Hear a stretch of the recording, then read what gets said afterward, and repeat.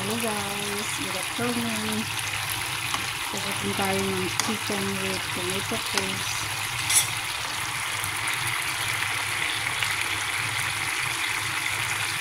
Ito yung ating pananghalian guys.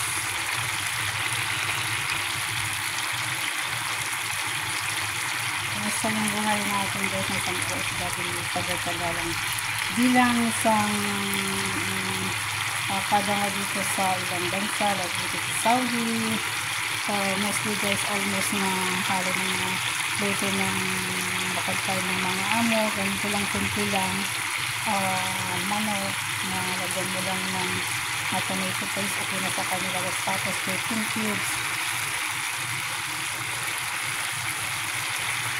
Tapos, ganyan lang guys. Lagyan ng kaunting asin. Tama na guys. Isa-bisa mo ng konti, okay na. Hindi sila na ako sa pagkain.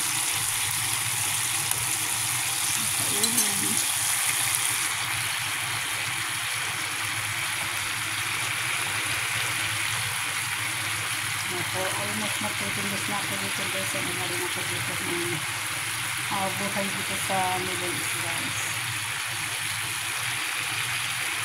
Para mainit na guys. Thank you for watching. Please don't forget to click subscribe my YouTube channel. Dahil 11 vlog lang tayo.